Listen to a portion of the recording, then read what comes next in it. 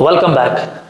आज बेटा हम डिस्कस करेंगे प्रीवियस ईयर नीट क्वेश्चंस जो आपके बॉडी फ्लूइड्स एंड सर्कुलेशन से लिए गए हैं। तो अभी तक हमने वही चैप्टर बेटा डिस्कस किया, तो अब उसी के रिलेटेड कुछ प्रीवियस ईयर नीट क्वेश्चंस पूछे गए हैं, तो उन्हीं क्वेश्चंस को हम बेटा आज सॉल्व करेंगे।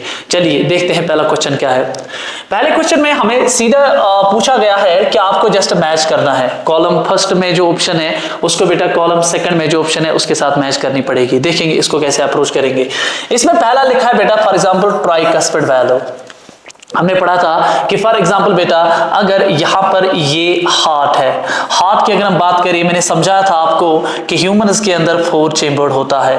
इसको हम बेटा क्या बोलेंगे, this is actually called as the right atrium, this is बेटा called as the this what we call as the right ventricle, okay. Then this is what called, this is बेटा called as a left atrium and this one is called as a बेटा left ventricle. ठीक है, हमने पढ़ा था कि जो ये राइट एट्रियम और राइट वेंट्रिकल है इनके दरमियान एक स्पेशल वैल्यू रहती है और उस वैल्यू का नाम क्या है, दैट वैल्यू इज बेटा called as a tricuspid valve. तो यहां पर हम देखेंगे कि ट्राइकस्पिड वैल्यू में क्या ऑप्शन हमारे पास बनती है। तो ट्राइकस्पिड वैल्यू वो वैल्यू होती है बेटा जो किस किस के दरमियान होती है, right auricle and right ventricle. So इसको बेटा आएगा, ए को आएगा बेटा सिंपली 3। तो यहां पर हम देखेंगे फिलहाल तो ए को बनती है बेटा हमारे पास 3 ऑप्शन, लेकिन बाकी को भी हम देखेंगे। सेकंड जो है this is bicuspid valve. Bicuspid valve as I have already discussed with you, bicuspid valve is also called as the mitral value.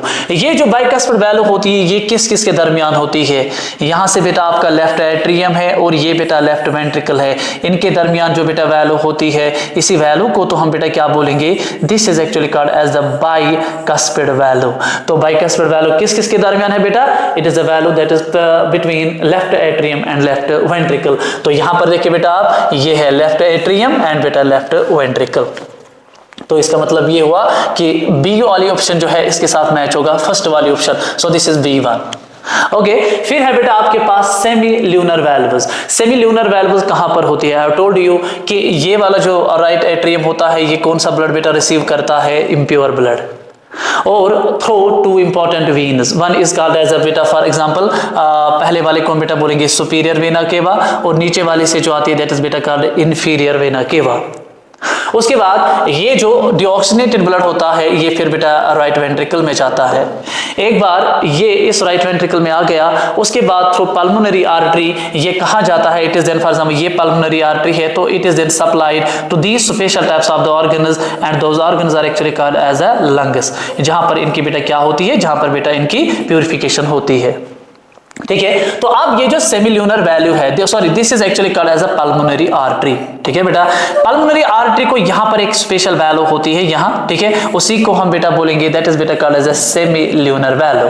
तो पल्मोनरी आर्टरी के अंदर ये होती है, ठीक है बेटा, और यहां से जो ये है ये वाला, this is left ventricle, left atrium जो है बेटा ये रिसीव करता है आपका pure blood from the this what we call as the lungs through 4 pulmonary veins, ठीक है, और फिर वो ऑक्सीजनेटेड ब्लड जो है फिर वो बेटा इस चेंबर में जाता है दैट इज बेटा called as a left ventricle. फिर लेफ्ट वेंट्रिकल से then it is supplied to the different parts of the body through a special structure, that structure is actually called as a, यहां से मैं अगर निकालूं इस structure को हम बेटा बोलेंगे आयोटा, दैट इज बेटा कॉल्ड एज आयोटा। तो ये आयोटा के नीचे यहां पर एक वैल्यू होती है, उस वैल्यू को हम बेटा बोलेंगे सेमी ल्यूनर वैल्यू। तो इसका मतलब ये हुआ कि ये जो सेमील्यूनर वैल्यू होती है बेटा ये किस किस इट इज प्रेजेंट बिटवीन, एक तो राइट वेंट्रिकल, ये बेटा आपके पास ये this is actually the right ventricle, देखिए क्योंकि यहां पर ये पल्मोनरी आर्टरी निकलती है एंड बेटा and pulmonary artery. Pulmonary artery का मतलब क्या हुआ कि यही इस पल्मोनरी आर्टरी को ये बेटा गार्ड करता है। सो इसमें जो करेक्ट ऑप्शन आएगी that will B A3, B1 and C2। This will be the correct option of this above question. ठीक है, उसके बाद नेक्स्ट क्वेश्चन की तरफ मूव करते हैं। ठीक है बेटा, उसके बाद नेक्स्ट क्वेश्चन में ये पूछा गया है an adult human RBCs are enucleated. Enucleated का मतलब ये हुआ, सबको पता है कि बेटा जो रेड ब्लड सेल होती है, रेड ब्लड सेल क्या होते हैं, ये होते हैं बेटा non nucleated, these are non nucleated. अब नॉन न्यूक्लिएटेड ये है तो उससे क्या सिग्निफिकेंस रहती है इन आरबीसीज के अंदर, एज वी आर अवेयर कि RBCs are non nucleated cells. अब उससे क्या एडवांटेज रहता है, what is the significance of not having the haemoglobin within the cytoplasm of red blood cell. उससे इनको ये एडवांटेज मिलता है कि ये एक्यूमुलेट करते हैं मोर एंड मोर बेटा हीमोग्लोबिन। जितना ये ज्यादा अंदर हीमोग्लोबिन बेटा एक्यूमुलेट करेंगी, उतना ही बेटा ज्यादा क्या होगा, उतना ही बेटा ये ट्रांसपोर्ट करेगा किसको बेटा, ऑक्सीजन को। सो this is the simple answer. Okay बेटा, तो इसका क्या आएगा आंसर, वही इसमें लिखा है कि एडल्ट ह्यूमन आरबीसी जो होती है वो एन्यूक्लिएटेड होती है। Which of the following statement is are most appropriate explanation for this feature. तो अगर हम पहले देखिए, दे आर सोमैटिक सेल्स, ये तो अप्रोप्रिएट फीचर है ही नहीं। उसके बाद they do not need to reproduce, this is also not an appropriate feature. But if we look towards the third option, all their internal space is available to transport oxygen. तो मैंने पहले ही बोला कि इनके अंदर बेटा हीमोग्लोबिन नहीं होता है। हीमोग्लोबिन जब नहीं होगा तो उससे क्या होगा, वो उतना ही ज्यादा एक्यूमुलेट करेंगे हीमोग्लोबिन।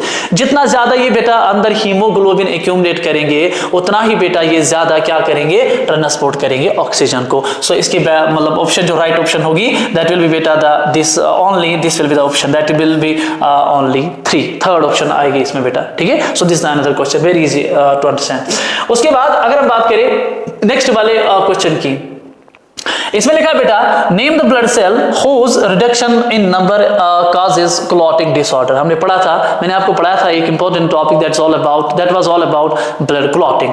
उसमें मैंने आपको पढ़ाया था कि ब्लड क्लॉटिंग के लिए जो की प्लेयर्स रिस्पॉन्सिबल होते हैं, उनको बेटा हम बोलेंगे ब्लड क्लॉटिंग फैक्टर्स। वो जो ब्लड क्लॉटिंग फैक्टर्स होते हैं वो नॉर्मली कितने इन नंबर होते हैं, दे आर 13 इन नंबर। और जो सेल्स ब्लड क्लॉटिंग में इन्वॉल्व होते हैं, as we're all aware, those are actually called as a बेटा थ्रोम्बोसाइट्स, जिनको हम बेटा बोलेंगे थ्रोम्बोसाइट्स। ठीक है बेटा, so thrombocytes are the cells that are involved in the blood clotting. तो यहां पर क्या लिखा है, यहां पर वही लिखा है, कौन सी ऐसी ब्लड सेल होती है जिसका नंबर कम होता है ड्यूरिंग द क्लॉटिंग डिसऑर्डर, और जिससे एक्सेसिव लॉस ऑफ ब्लड होता है फ्रॉम द बॉडी। सो इसमें फॉर एग्जांपल एरिथ्रोसाइट तो आएगा ही नहीं। Erythrocyte is also called as the red blood cell, it is job is to transport oxygen. ठीक है, then we have the neutrophil, neutrophil acts as a phagocytic cell, it performs the function of phagocytosis. ठीक है, और then we have the leucocytes, leucocyte is another name of this what we call a general white blood cell, and the option for this question will be the beta thrombocyte. So correct answer will be beta thrombocyte. Okay, चलिए next question देखते हैं क्या आया था। उसके बाद अगर हम बात करें बेटा कि इसमें नेक्स्ट क्वेश्चन जो पूछा गया था, एक सेकंड बेटा, just wait for a while. देखिए, तो ये है बेटा आपका और एक इंपॉर्टेंट क्वेश्चन। इसमें सिंपल पूछा गया था कि जो सीरम होता है, सीरम जो है वो डिफर होता है from blood in lacking. Now let us see what does serum mean. देखिए बेटा, मैंने आपको पढ़ाया था कि हमारे पास जो ब्लड होता है, blood is actually composed of, is equal to, इसके दो पार्ट्स होते हैं। पहला वाला जो होता है, दोज आर कॉल्ड बेटा सेल्यूलर, दोज आर बेटा called as a cellular elements, those are called as cellular elements. Cellular elements I mean to say red blood cell, white blood cell, platelet. Then another part जो होता है इसका, that is बेटा called as a plasma, that is बेटा called as a plasma. Plasma is the non cellular part of the blood.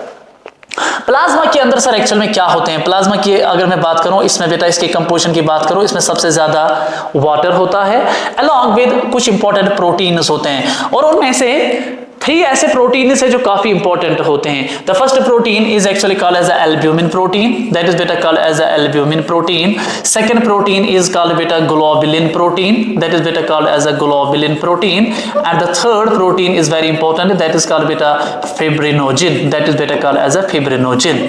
ठीक है, इस albumin का काम क्या होता है सर? एल्ब्यूमिन का नॉर्मल काम बेटा ये होता है कि ये ब्लड के अंदर ऑस्मोटिक प्रेशर को मेंटेन करता है। तो इसका काम क्या है, ये बेटा ऑस्मोटिक प्रेशर को मेंटेन करता है। ठीक है बेटा, सेकेंड प्रोटीन की अगर हम बात करें, globulin, globulin is what, you know, globulin का बेटा काम ये होता है कि हमारे पास अल्फा ग्लोबुलिन होता है, बीटा होता है और गामा। जो गामा ग्लोबुलिन होते हैं उनका काम ये होता है कि बेटा वो क्या बनाते हैं, they help in the formation of antibodies, and antibodies are called the key players of immune system. ठीक है, that are actually produced by a special cell, that cell is called the plasma cell, which is made from the B cell. फिर fibrinogen है, fibrinogen is what we have come across from a special topic that was all about blood clotting. उसमें मैंने आपको पढ़ाया था कि fibrinogen जो है इसका बेटा काम क्या होता है, it is responsible for the blood clotting. आप देखिए यही से आपका ये क्वेश्चन सॉल्व होगा।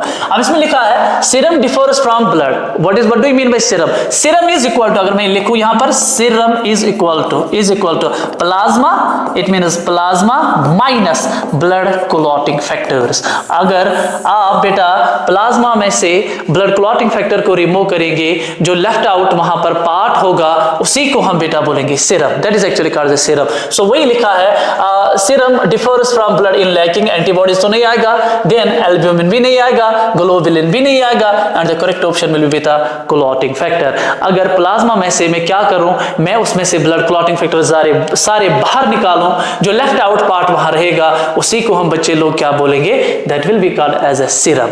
That's a very important question. Okay, now देखते हैं नेक्स्ट क्वेश्चन क्या है। नेक्स्ट क्वेश्चन जो है ये काफी इंटरेस्टिंग है। इसमें पूछा गया है which one of the following animal has two separate circulatory pathways. Sir what do you mean by two circulatory pathways? We have come across, मैंने एक वीडियो लेक्चर रिकॉर्ड किया था, उसमें मैंने आपको बेटा पढ़ाया था this what we call the single circuit circulation and double circuit circulation. तो यहां जो है टू सेपरेट सर्कुलेटरी पाथवेज का मतलब क्या हो, it is directly related with it is related with double circuit, it is related with double circuit circulation. Double circuit circulation मैंने आपको पढ़ाया था, ये वो टाइप ऑफ सर्कुलेशन होता है बेटा जिसमें जो ब्लड होता है वो हार्ट के थ्रू 2 टाइम्स जाता है in order to complete one circuit, that is called बेटा डबल सर्किट सर्कुलेशन। अब हमें यही बताना है कौन सा इसमें एनिमल है बेटा। देखो ये नीट 2016 में पूछा गया था, तो इसमें वही हमें बोलना है कि कौन सा ऐसा एनिमल है जिसमें 2 सेपरेट सर्कुलेटरी सिस्टम्स होते हैं। तो फ्रॉग तो इसमें रॉन्ग ऑप्शन है, लिजार्ड भी गलत ऑप्शन है, शार्क भी, और इसका करेक्ट ऑप्शन आएगा बेटा वेल। वेल क्यों आएगा? क्योंकि वेल जो है, well is simply A mammal, और मैमल जो है, मैमल में बेटा कौन सा चेम्बर्ड हार्ट होता है, 4 चेम्बर्ड हार्ट। और जो ऑर्गेनिज्म 4 चेम्बर्ड हार्ट, जिन ऑर्गेनिज्म्स के अंदर या जिन एनिमल्स के अंदर बेटा 4 चेम्बर्ड हार्ट होता है, वही कौन सा टाइप ऑफ सर्कुलेशन दिखाएंगे, डबल सर्किट सर्कुलेशन। ठीक है, उसके बाद चलते हैं आगे बेटा।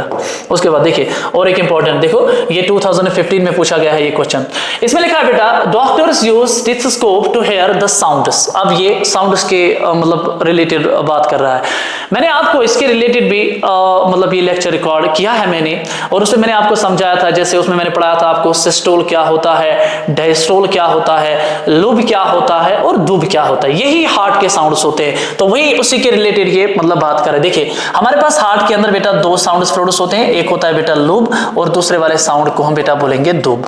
मैंने आपको पढ़ाया था कि लूब एक ऐसी साउंड होती है जो तब जाके जनरेट होती है हार्ट के अंदर, जब क्या होता है बेटा, जब आपके जो ट्राइकस्पिड वैल्यू होता है और एंड बाइकस्पिड वैल्यू जो होता है बेटा, जब ये क्या होते हैं बेटा, जब ये बेटा क्लोज होते हैं, और यही वाली होती है बेटा first sound. This is called the first sound. ठीक है, दूब जो है, दूब इज व्हाट, दूब इज एक्चुअली सेकंड साउंड। दूब जो होती है ये पहले अब ये फर्स्ट साउंड होती है, याद रखेंगे आप, फर्स्ट साउंड होती है, और ये वाली जो होती है ये होती है बेटा सेकंड साउंड। दूब is actually a sound that is produced when the semilunar valve is close. Semilunar valve अभी मैंने डिस्कस किया, सेमिल्यूनर वाल्व नॉर्मली आपकी जो पल्मोनरी आर्टरी है उसको गार्ड करती है, और जो आयोटा होता है उसको बेटा गार्ड करता है। अब जब वही सेमिल्यूनर वाल्व जब क्लोज होती है तब जाके एक साउंड प्रोड्यूस होती है, उसी वाले साउंड को हम बेटा बोलेंगे dub. So it is caused due to closure, it is caused due to closure of semilunar valves।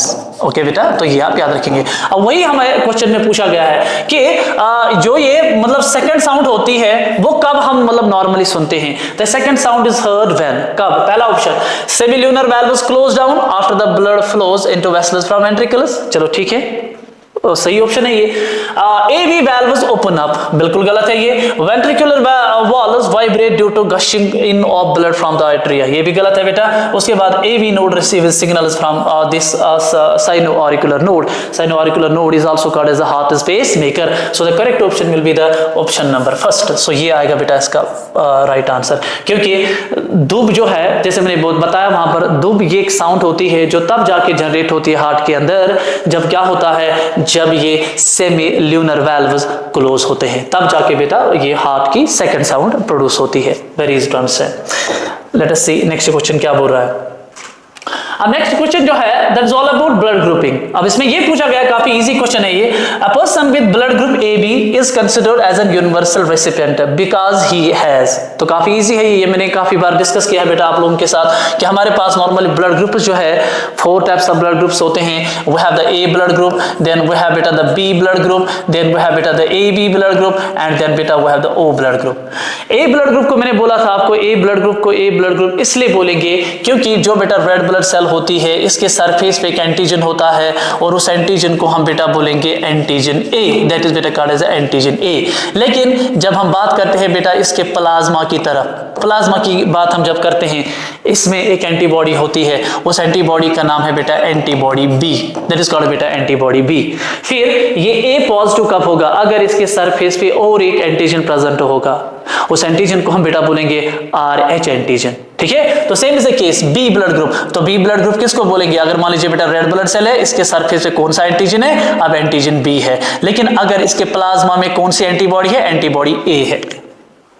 Okay, then we have the AB। अब AB के रिलेटेड हमारा क्वेश्चन है। AB को हम बेटा बोलेंगे यूनिवर्सल रेसिपिएंट। इसका मतलब क्या हुआ? जिस बंदे को AB ब्लड ग्रुप होता है वो हर एक से रिसीव करता है, कर सकता है ब्लड को, चाहे A हो, चाहे AB हो, चाहे B हो या O हो। तो अब हम AB को यूनिवर्सल रेसिपिएंट क्यों बोलेंगे? क्योंकि इसका जो ये रेड ब्लड सेल होती है इसके सरफेस पे पहले तो इंपॉर्टेंट चीज है कि इसके सरफेस पे दोनों एंटीजन प्रेजेंट होते हैं। आई मीन टू से एंटीजन A भी प्रेजेंट है और बेटा एंटीजन B भी प्रेजेंट है। लेकिन जब हम बात करेंगे इसके प्लाज्मा की, इसके प्लाज्मा में क्या बेटा मैं लिखूं? वही इसका मतलब रीजन है क्योंकि इसके प्लाज्मा में देयर इज नो एंटीबॉडी, कोई भी एंटीबॉडी नहीं होती है बेटा इसके प्लाज्मा में। That is why it is called as a बेटा यूनिवर्सल रेसिपिएंट। अब जब फॉर एग्जांपल मैं आपको एक्सपेरिमेंट के थ्रू दिखाऊंगा, फॉर एग्जांपल मान लीजिए बेटा ये फॉर एग्जांपल AB है, ये AB ब्लड ग्रुप वाला बंदा है। अब फॉर एग्जांपल A जो है, A ने इसको ब्लड दिया, फॉर एग्जांपल मान लीजिए इस AB को एनीमिया है, deficiency of this what we call the haemoglobin है। अब इसको A भी दे सकता है। देखिए अब एक्सेप्ट क्यों करेगा ये? इसके खिलाफ इम्यूनोलॉजिकल रिजेक्शन क्यों नहीं होगी? ये ब्लड रिजेक्ट क्यों नहीं होगा? क्योंकि जब ये A वाला ब्लड AB वाले ब्लड से मिक्स होगा तो A के सरफेस पे क्या है? अभी मैंने आपको बोला A वाला जो बंदा है इसके रेड ब्लड सेल पे A एंटीजन प्रेजेंट है। अब A एंटीजन को कौन नॉर्मली मतलब उसके खिलाफ कौन एक्शन करता है? A antibody. ये एंटीबॉडी तो है ना, लेकिन हमने तो लिखा इसमें इसके प्लाज्मा में तो there is no antibody. That is why ये वाला जो ब्लड है इसको क्या किया जाएगा? मैं इधर लिख लेता हूं, इसको बेटा वेलकम किया जाएगा, इसको एक्सेप्ट किया जाएगा। Same is the case for example इस पेशेंट में हमने बेटा B ब्लड डाला तो इसको भी क्या किया जाएगा? इसको भी बेटा वेलकम किया जाएगा। क्यों ये एक्सेप्ट होगा, क्यों रिजेक्ट नहीं होगा सर? क्योंकि कॉमन सेंस है, ये रेड ब्लड सेल जो है इसके सरफेस पे B एंटीजन है। अब B एंटीजन को खत्म कौन करता है? B antibody. अब इसके यहां तो हमने लिखा यहां पर कोई एंटीबॉडी नहीं है, so that is why it is बेटा called as a universal recipient. अब देखिए इसमें ऑप्शन क्या है? इसमें लिखा है AB को हम बोलते हैं universal recipient because he has both A and B antigen in the plasma but no antibody. तो सिंपल सी बात है, this will be the correct option. लेकिन बाकी भी देख लेते हैं, both A and B antibodies in the plasma, no this is the wrong option. Okay, no antigen on RBCs and no anti, ये भी गलत है। Then both A and B antigen on red blood cell but no antibodies, ये भी गलत है। तो इसमें सिंपल आंसर आएगा बेटा AB को यूनिवर्सल रेसिपिएंट हम इसलिए बोलेंगे क्योंकि नो डाउट इसके RBC के सरफेस पे दोनों एंटीजन्स होते हैं, मगर इसके प्लाज्मा में सबसे इंपॉर्टेंट रीजन इसका ये है कि there is this what we call the no antibody present in the plasma. That's very easy. अगर आपको फॉर एग्जांपल ये भी पूछा गया है ये क्वेश्चन कि O जो है, why now O will be called as a universal donor, why it is called universal donor. अब O को यूनिवर्सल डोनर इसलिए बेटा बोलेंगे क्योंकि जो इसका रेड ब्लड सेल है, ठीक है, इसके सरफेस पे इधर मैं लिख लेता हूं RBCs के सरफेस पे कोई भी बेटा एंटीजन नहीं होगा। लेकिन अगर हम बेटा इसके प्लाज्मा की बात करें, इसके प्लाज्मा में दोनों के दोनों एंटीबॉडीज प्रेजेंट होगी। आई मीन टू से एंटीबॉडी A भी होगी और बेटा एंटीबॉडी B भी होगी। अब इसको यूनिवर्सल डोनर का मतलब क्या हुआ? इसका मतलब है ये डोनेट कर सकता है, ये A को भी देगा, कॉमन सेंस है, ये बेटा B को भी दे सकता है, ये बेटा AB को भी दे सकता है, तो कॉमन सेंस है ये किसको दे सकता है? ये बेटा O को भी दे सकता है। फॉर एग्जाम्पल अब देखते हैं कैसे ये डोनेट करेगा। इस ओ के खिलाफ एक्शन क्यों नहीं होगा? मान लीजिए फॉर एग्जाम्पल अगर ये इस मतलब फॉर एग्जाम्पल ये ओ वाला ब्लड ग्रुप वाला बंदा है, इसने ए को ब्लड दे दिया, डोनेट किया। अब कॉमन सेंस है, जब ये ब्लड, ये वाला ओ, जब ये ब्लड इस ए वाले ब्लड के साथ मिल जाएगा तो there will be no action. Why? क्योंकि ये जो है ये आरबीसी, इसके सरफेस पे बेटा कोई एंटीजन नहीं है। कॉमन सेंस है। तो क्योंकि जब तक एंटीजन की एंट्री ना होगी तब तक बेटा एंटीबॉडी एक्शन नहीं करेगी। तो सेम इज द केस, अब ओ बी को देगा, बी इसको वेलकम करेगा। क्यों वेलकम करेगा? क्योंकि कॉमन सेंस है, इसके सरफेस पे एंटीजन है ही नहीं कोई, तो एक्शन किसके खिलाफ होगी? Same will be the this A B and the O. So that is why O is called बेटा यूनिवर्सल डोनर। ओके बेटा, तो ये चीज आप याद रखेंगे। उसके बाद नेक्स्ट क्वेश्चन की तरफ मूव करेंगे हम बेटा। वेट फॉर अ व्हाइल बेटा। देखिए बेटा नेक्स्ट क्वेश्चन क्या है। नेक्स्ट क्वेश्चन जो है ये भी क्या है रिलेटेड, मतलब ये हमारे पास बायोलॉजिकल मॉलिक्यूल है और ये बेटा बायोलॉजिकल कैटलिस्ट है। अब इनको हमें मैच करना पड़ेगा। ये काफी इजी क्वेश्चन है लेकिन काफी इंटरेस्टिंग है। For example glycogen, glycogen for example this is a, देखते हैं हम ये किसके साथ मैच हो जाएगा। What do you mean bye sir glycogen? GLYCOGEN। Glycogen क्या होता है बेटा? Glycogen is simply a polysaccharide. It is बेटा अ पॉलीसैकेराइड। पॉलीसैकेराइड का मतलब सर क्या हुआ? पॉलीसैकेराइड उसको बोलते हैं जो बहुत सारे ग्लूकोज यूनिट्स का बना हुआ है। दैट इज कॉल्ड बेटा polysaccharide. For example this is one glucose molecule, this is another glucose, this is बेटा another glucose, this is another. इसको हम बेटा क्या बोलेंगे? That is called glycogen. हमारे ब्लड के अंदर जब ग्लूकोज ज्यादा होता है, ठीक है ना बेटा, नॉर्मल लेवल जो होती है वो सबको पता है, दैट इज बेटा 80 to 120 मिलीग्राम पर डेसीलीटर। अब ये मेंटेन रहता है, लेकिन इसमें एक इंपॉर्टेंट मैकेनिज्म है कैसे मेंटेन रहता है। अगर मान लीजिए ब्लड में एक्सेस ग्लूकोज हो भी गया तो उस एक्सेसिव ग्लूकोज को भेजा जाता है बेटा लिवर सेल्स के अंदर या मसल सेल्स के अंदर, और वहां पर वो जो एक्सेसिव ग्लूकोज होता है बेटा वो कन्वर्ट किस में होता है? वो इसी मतलब पॉलीसैकेराइड में कन्वर्ट होता है। That is called beta glycogen. That is beta called as a glycogen. And this process is what called? This process is called beta This is beta called as a glycogenesis. This is called beta glycogenesis. ठीक है, तो glycogenesis means a process that is responsible for the conversion of glucose into glycogen. और इसके लिए जो key player होता है, मैंने आपको पढ़ाया है कि हमारे पास जो पेनक्रियाज होता है उसमें अल्फा सेल्स होते हैं, बीटा सेल्स होते हैं और बेटा डेल्टा सेल्स होते हैं। अल्फा सेल्स का काम ये होता है कि वो प्रोड्यूस करते हैं एक हार्मोन को, and that hormone is called बेटा ग्लूकागॉन, GLUCOGON, ग्लूकागॉन। दूसरा क्या होता है? दूसरा वाली जो बीटा सेल होती है वो कौन सा हार्मोन प्रोड्यूस करते हैं? इंसुलिन। काफी बार मैंने आपको पढ़ाया है। डेल्टा सेल का काम क्या होता है? वो सोमैटोस्टैटिन प्रोड्यूस करती है। That is somato, that is बेटा called as somatostatin. Okay, so this is produced by alpha cell, this is produced by beta cell and this is produced by बेटा डेल्टा सेल। अब glucagon का क्या काम होता है? मैंने आपको पढ़ाया है कि ग्लूकागॉन और इंसुलिन जो है बेटा ये एंटागोनास्टिक होते हैं। एंटागोनास्टिक का मतलब ये हुआ कि ये अपोजिट एक्शन करते हैं। ग्लूकागॉन का काम ये है बेटा कि ये इंक्रीज करता है शुगर लेवल को ब्लड में, और इंसुलिन का काम क्या है कि ये डिक्रीज करता है बेटा शुगर लेवल को।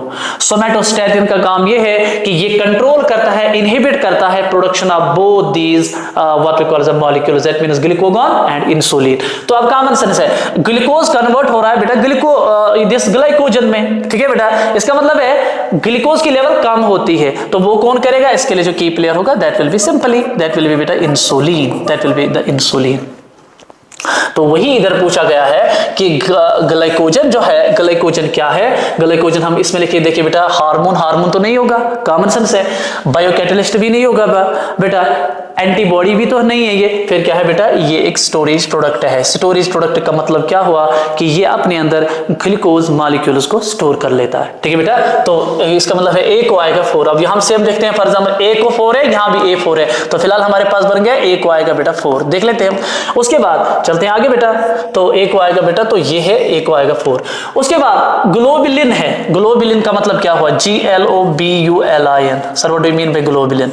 मैंने आपको अभी पढ़ाया कि जो हमारा प्लाज्मा होता है ब्लड का, that is called non cellular part of the blood, उस प्लाज्मा के अंदर कुछ इंपॉर्टेंट प्रोटीन्स होते हैं। जैसे मैंने आपको बताया एल्ब्यूमिन प्रोटीन होता है, ग्लोबुलिन प्रोटीन होता है, और यही ग्लोबुलिन क्या बनाएगा, यही ग्लोबुलिन हेल्प करता है इन द फॉर्मेशन ऑफ बेटा क्या, एंटीबॉडीज। क्योंकि एंटीबॉडीज जो होते हैं वो कौन से प्रोटीन्स होते हैं, they are actually they are actually the gamma globulins.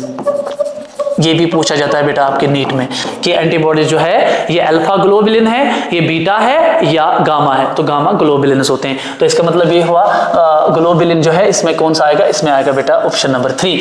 तो ए को आएगा 4, ए को आएगा बेटा यहां से 4, और फिर है बेटा बी को क्या आएगा बेटा, बी को आएगा बेटा यहां से 3। देखिए ए को 4, बी को 3। अब इनको भी स्टीरॉयड क्या होता है बेटा, ये तो सबको होता है। स्टीरॉयड बेटा स्टीरॉयड हार्मोन होता है, जैसे फॉर एग्जांपल टेस्टोस्टेरोन जो होता है, ठीक है बेटा, तो वो जो हार्मोन्स होते हैं they are all steroid hormones. इसी तरह थ्रोम्बिन जो है, थ्रोम्बिन क्या है बेटा, ये एक बायोकैटलिस्ट होता है।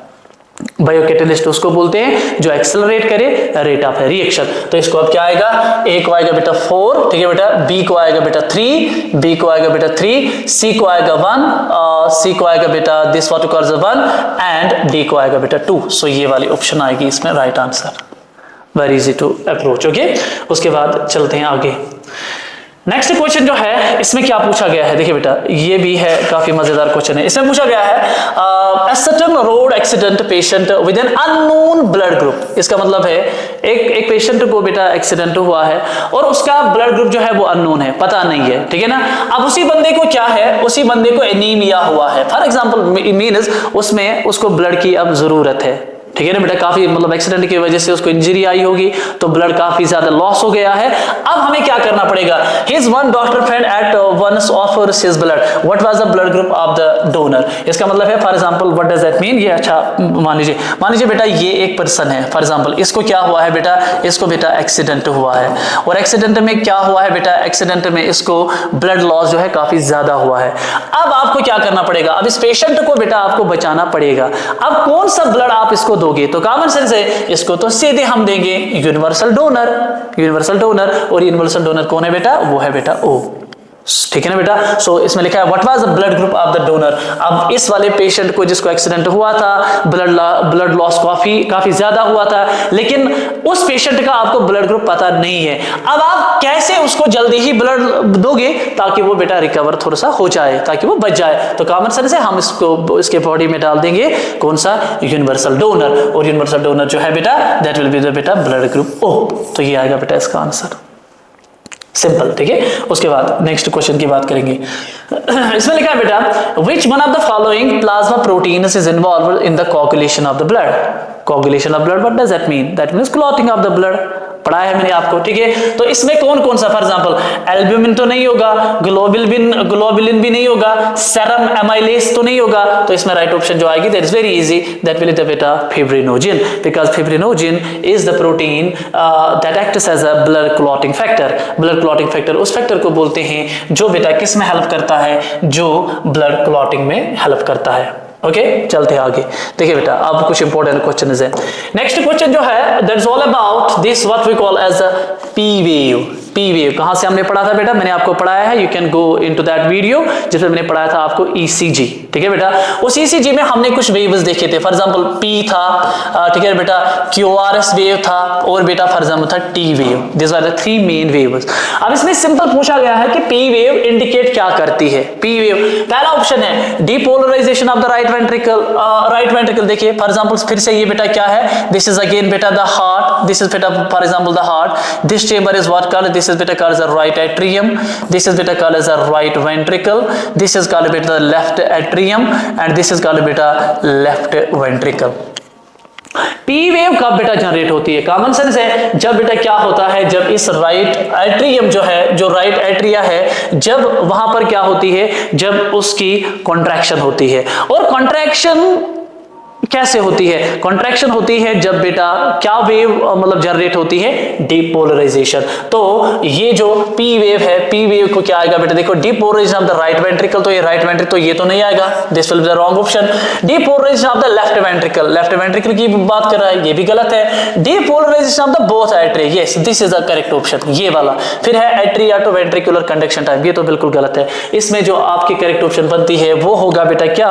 वो होगा बेटा आपका this depolarisation of the both this atria. जब ये जो एट्रिया है, चाहे राइट एट्रियम है या लेफ्ट एट्रियम है, जब वेव ऑफ डीपोलराइजेशन जनरेट होगी वहां पर तो क्या होगा? सिस्टोल होगा। सिस्टोल की वजह से क्या होगा कि ये जो हार्ट के चेंबर्स है, दोनों ऑरिकल्स ये बेटा कॉन्ट्रैक्ट करेंगे, as a result blood will be pushed into the ventricles. So this is the case of this what we call as a P wave.